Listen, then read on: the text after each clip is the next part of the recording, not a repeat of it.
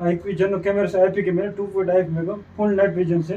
અને સામે તમે જોઈ શકો આ ચેનલ ડીવીઆર છે. ડીવીઆરની અંદર આપણે આઈપી કેમેરો ચલાવવાનો છે. કેવી રીતે ચલાવવાનો તે તમને બતાવીશ, તો તમે ધ્યાનથી જોવાનું. સૌપ્રથમ તમારે જે આઈપી કેમેરો છે એનો એક ડાયરેક્ટ પાવર સપ્લાય સેપરેટ આપવો પડશે. અને બીજું જે RJ45 કેબલ છે, તો ડીવીઆરમાં જ્યાં આપણે ઓનલાઈન કરવું હશે તો આઈપી કેમેરો નહીં ચાલે. ઓનલાઈન જો કરવું હોય તો તમારે રાઉટર લેવું પડશે. અત્યારે શું મારા પાસે સાદું સિમ કાર્ડ રાઉટર છે, એટલે મેં રાઉટરની જ્યાં ઓનલાઈન કરી છે એની જગ્યાએ આઈપી કેમેરાની પિન નાખી છે. બરાબર, આટલું કનેક્શન થઈ ગયું ક્લિયર.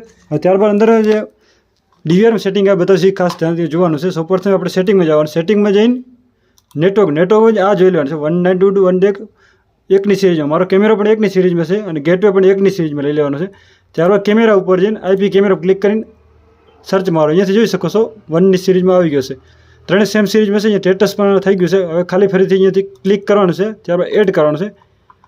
એડ કરવા પાસવર્ડ નથી નાખ્યો, આપણે પાસવર્ડ નાખવાનો છે. અહીંયાથી જઈને જે ડીવીઆર પાસવર્ડ છે, જો મોસ્ટ ઓફ ફર્સ્ટ ટાઈમ હશે તો તમારે જે ડીવીઆર પાસવર્ડ એ જ સેટઅપ કરી લેશે, એટલે કોઈ નવો પાસવર્ડ એડ કરવાની જરૂર પડે એમ નથી.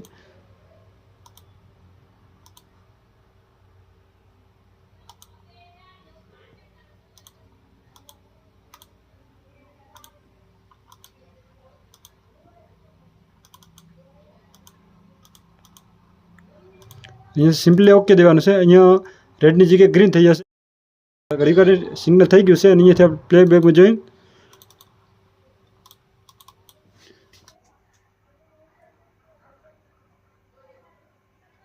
જોઈ શકો છો આઈપી કેમેરા. આવી રીતે આઈપી કેમેરાનું ઇન્સ્ટોલેશન ડીવીઆરનું કરશું. અને મેન ખાસ ધ્યાન રાખવાની વસ્તુ છે, તમને બતાવી દઉં છું કે મેન જે આઈપી છે આ બંને એક સિરીઝમાં રહી જોઈએ. કેમેરાની ઇક્વલિટી, કેમેરાની જે સિરીઝમાં એ જ સિરીઝમાં આ બંને આઈપી રહી જોઈએ. આ બંને સિરીઝમાં નહીં રહે તો કેમેરો નહીં ચાલશે. અહીંયાથી તમારે DSP ઇનેબલ રાખવાનું છે, ચાલુ નથી રાખવાનું.